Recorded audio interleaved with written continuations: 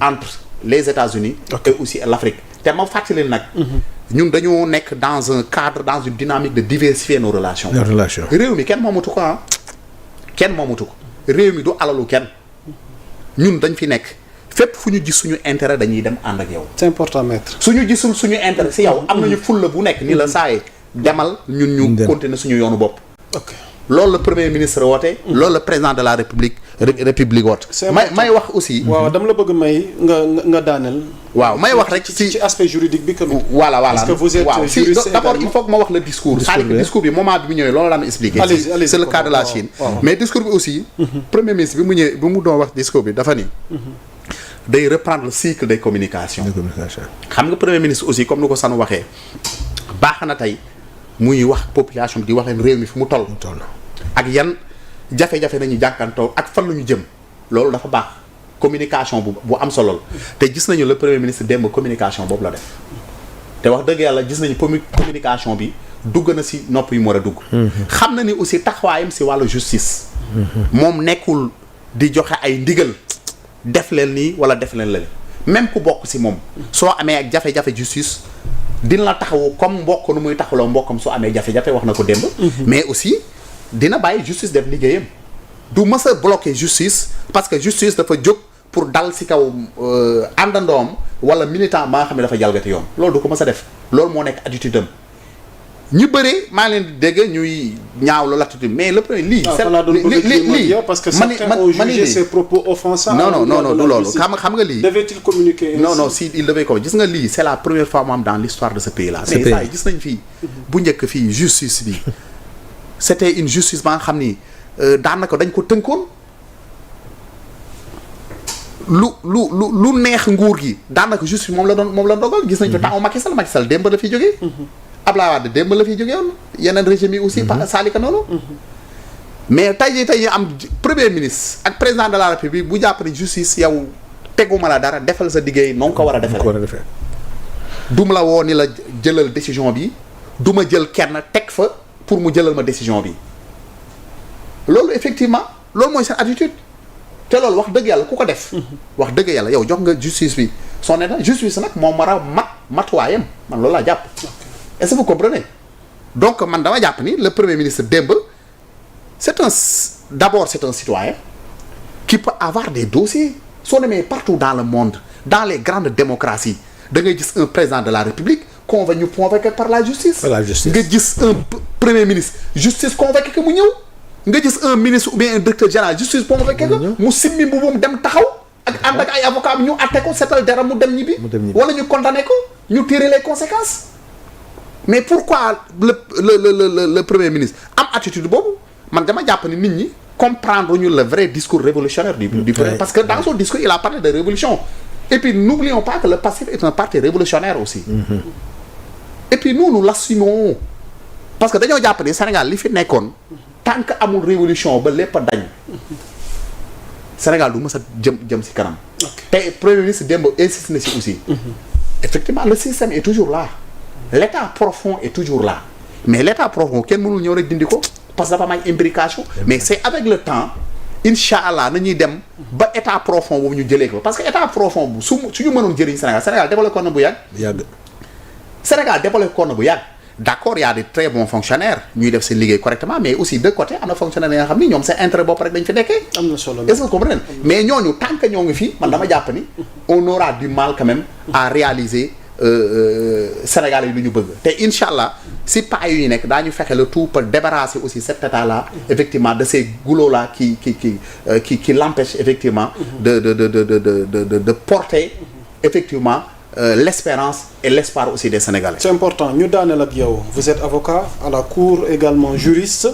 alors l'affaire Prodac Mame Mbaye Niang bi bokk na ci dossier yi nga xamante ni moom jiitum gouvernement bi soulevé na ko ba brandir na rapport bi te nee na dinañ saisir li nga xamante ni moom mooy justice parce que mbir yi warta mën a yombee noonu alors mu mel ni les chambres réunies dañu rejeter maanaam la demande des avocats de Sonko et elles ont déclaré le rabat d'arrêt irrecevable et condamné le leader aux dépens alors buñ ci dikkaate ci boobu dossier ban décryptage lañ ci mën a def parce que ñenn ñi sax dem nañ ba évoquer éligibilité inéligibilité mais à titre de rappel rek par rapport à ce sujet concernant l'affaire Mame Mbaye Niang ak Ousmane Sonko tey ban njàngat lañ ci mën a def il reste éligible ou inéligible mais 200 millions yi naka la nar a tëddee fan lañ jëm ak bi le dossier maître. waaw xam nga ñun ñëpp effectivement xam nañu décision bi li ci am. Effectivement rabat d'arrêt bi ñu avocat PM dugaloon monsieur Ousmane Sonko dugaloon dañ ko rejeté ci gàttal xam nga nit ki Cour suprême ces décisions ne peuvent pas être passibles de recours kenn mënul def recours contre les décisions de la Cour suprême mais benn recours rek nañu may mooy nga def rabat d'arrêt loolu bu mu amee ba ñu dugal mu nekkoon une procédure qui est pendante tey ñu enrôler le dossier ñu dem plaider et les avocats dem nañu plaider man mii de la wax si laa bokkoon mais tey sama liggéey mayuma may nekk en même temps avocat à la cour moo tax dama teggi sama ndombu tànk pour avocat en attendant di continuer si liggéey bi ma président de la République confié si biir loolu Cour suprême gis nañu rendre décision bi mu rendre mais damay jàpp ne damay leer gis nga décision bi dafa am ñaari phase d'abord il y a un aspect pénal mooy sur l'acte de diffamation c'est-à-dire que l'infraction de diffamation le délit de diffamation boobu Cour suprême si boppam moo ko qualifié d'infraction politique moo ko qualifié d'infraction politique dans sa décision bi mu njëkk a rendre parce que lu tax mu qualifié d'infraction politique parce que les autres parties dañu bëggoon def contrainte par corps contre Ousmane Sonko dañu bëggoon def contrainte par corps contre moom te pour nga def contrainte par corps il faut que nga am une décision définitive est-ce que vous comprenez léegi la cour d'appel avait ordonné la contrainte par corps en toute illégalité loolu bu mu amee ñu def recours bi bu ñu defee recours bi cour suprême ni cour d'appel amul droit di exercer une contrainte par corps cet arrêt là mënul exercer par corps donc puisque la diffamation est une infraction politique da koy teggi léegi la loi d'amnistie bi mu ñëwee dafa ni toutes les infractions politiques sont amnistiées donc foofu vraiment ñiy wax affaire éligibilité ak nangam loolu vraiment wax dëggee la gis nga le président Ousmane Sonko amul lenn lu gàkkal sa candidature loolu dañ ko dépassé li koy wane ni mooy la Cour suprême si boppam moo ni la diffamation est une infraction politique ba pare la loi d'amnistie je pense à son article 1 mu ni toute déclaration à connotation politique sont amnistiées donc loolu wax dëgg yàlla passé nañ ko mu am beneen aspect mooy l'aspect réparation dañ nga condamné Ousmane à rembourser ou bien à payer au titre de préjudice à Mame Mbaye Niang la somme de 200 millions. Bon sur cela man d'abord dama am benn avis parce que c'est la première fois dans l'histoire man li ma xam ñu condamné pour diffamation 200 millions. C'est la première fois vraiment loolu man jaaxal na ma honnêtement. Est-ce interdit par la loi? Non c'est pas interdit mais ñëpp xam nañu fii diffamation man yàgg naa def ay procédures en diffamation mais condamné ak lu mu doy waar du dépasse sax 15 millions. lan mu war a sabab loolu je laisse lu mu tudd sax loolu dama koy bàyyi ñi jël décision mooy les juges qui a pris sa décision mënuma xam ban mobile moo ko dire mu jël loolu mais loolu man honnêtement jaaxal na léegi sur ce plan là effectivement puisque la décision est devenue définitive mais damay wax ni aussi une décision définitive peut être réouverte un dossier qui est clos peut être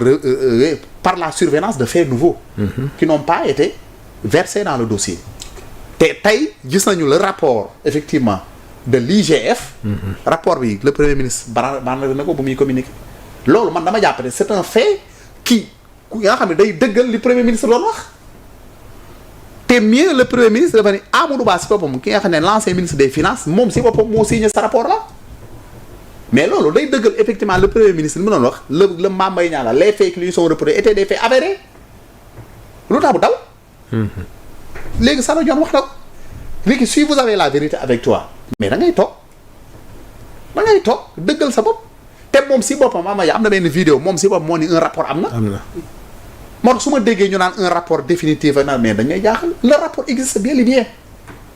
c'est un rapport définitif qui a été signé par les autorités compétentes rien que pour ce fait là man je pense que ce dossier là mérite d'être ouvert et ñu juger ko aller jusqu'au fond parce que dama jàpp ni condamnation bi ñu condamné à mon avis wax dëgg yàlla si on se réfère effectivement à ces faits nouveaux là condamnation dafa war a tëb donc man dama jàpp ni le premier ministre a tout à fait raison et puis c'est un combat de principe def ko pour dara sa candidature ne souffre d'aucune incertitude parce que élection yi fi jaar yëpp voté na présidentielle voté na législative voté na donc il est sur la liste parce que procédure yi ñu doon def ñun ñii temps yi ñu nekkee dans l'opposition mais procédure bi juge dañ ko jox dëgg cour suprême la ñuy ñëw gars yi def lu leen neex donc pour vous dire en réalité que le premier ministre il est dans des combats de principe parce que moom jàpp na ni dossier yi mu mës a séq ak lépp mu nga xam daf ko séq ak état wala mu séq ak un citoyen quelconque dañ ko war a vider parce que c'est un combat de principe parce que soo gisee wax na ko am na plainte yoo xam ne bind na ko kenn man am na benn plainte man mi maa ko bind c'est moi qui ai écrit la plainte jox mes confrères ñu apporter seen correction ku nekk après sa avis ñu déposer la plainte mais plainte ba léegi kenn gisu ko alors que le premier c'est un citoyen comme tous les Sénégalais su déposer une plainte ba dafa war a am suivi donc sur ce plan là man je pense que la justice quand même doit quand même faire son travail. Réouverture dossier bi su naree am avec l'absence de Mame Mbaye Niang mais xam nga d'abord xam nga même sur ce dossier là dafa am ay vices de procédure yu bëri yu ci am. naka la nar a tëdd d'abord le premier ministre dañ ko jugé à titre contradictoire te il n'a jamais comparé parce que soo xoolee gis nga dossier bi la décision a été rendue le 30 lu mu tudd sax le 30 mars bi ñu ko rendre le 30 mars il devait y avoir un mois pour que moom mu def appel amoon na un mois pour mu def appel mais avant même muy def appel nañu enrôler le dossier bi le 17 avril je pense su ma juumul cour bi mu ñëwee xam ni lii kat wax dëgg yàlla jaaduwul moom sax xam nañ ak li ñu bëgg a jàppale gars yi jàppale Mame Mbaye Niang jàppale xam ni jaay mu renvoyé mbir mi mais bi ñu renvoyé mbir mi Ousmane teewul dañ ko waroon convoquer parce que la convocation était irrégulière normalement décision bi cour d'appel rendre devait être un juge un arrêt par défaut mais loolu amul donc dossier bu nga xam ne la wax dëgg yàlla léegi sànnu waxoon léegi rek objectif unique bi mooy fexe ba Ousmane daal du nekk candidat parce que xamoon nañu le dossier de Sweet Beauté dossier bi mënuñu si woon sukkandiku pour connaître Ousmane ça va être très compliqué pour xañ ko sa candidature léegi nag dossier bi rek nañu amoon mu nekk une occasion en or pour def toutes les manigances pour écarter ko. Pour terminer ak yow le dossier Adji Sarr bi sera-t-il ouvert aussi. Le premier li mu wax démb leer na. mais bien sûr. tous les dossiers toutes les affaires dans lesquelles dañ ko ci impliqué moom dafa bëgg mu leer. que ça soit très clair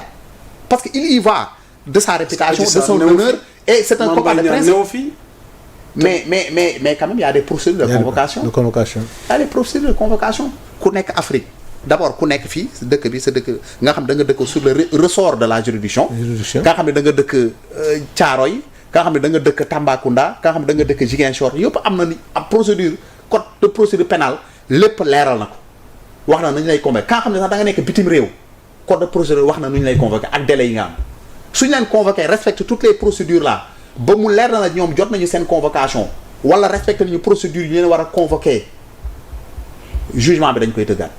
te suñ ko tëggaatee justice bi day dafa wax lan la yoon wax si cas yi nga évoqué nañu tout à l'heure. Ok. Donc pour vous dire, le Premier ministre, il est dans son droit, en dehors de sa casquette de Premier ministre, de dire effectivement toutes les affaires me concernant man am naa droit wax justice na ma woo ñi ma ko seqal ñu tëggaat yoon bi parce que boobaa day simi kii ñëw toog ñu àtte suñu ko joxee dëgg xëy na suñu ko joxul dëgg moo xam ne jox ñu ko dëgg et puis la vie continue. jërëjëf c'est juste ça ñun si combat de principe boobu la nekk et le Premier ministre aussi si combat la nekk et man personnellement et ñun ñëpp on le soutient comme ni ñu ko doon soutenir bu mu nekk dans l'opposition on lui renouvelle notre soutien indéfectible dans ces combats qu'il est en train de mener. Ok alors Sanu balaa may ñëw ci beneen sujet gi ci topp ma bàyyi la nga daaneel par rapport ak l'ouverture dossier Sonko Adji Sarr bi bu ta évoqué wàll na ko woon ci sorteem bi. waaw mais je pense que maître li mu wax vraiment tu as vu c'est tellement clair tous les dossiers seront ouverts xam nga daw moo leen dese woon ñoom ñëpp sera xam nga am na ñoo xam ne il faut qu'on les convoque en guise de témoin. mais pexe jëli ji leen tamit. non dégg naa même Madiambal mi wax ne moom bokk na ñi fexe ba Adji Sarr génn mais moom dinañ ko commission d'enquête parlementaire. dinañ ko déglu. Madiambal Diagne. waaw moom moo wax ne. di génne Adji Sarr dëkk bi ci la bokk. vraiment. assemblée da koy déglu.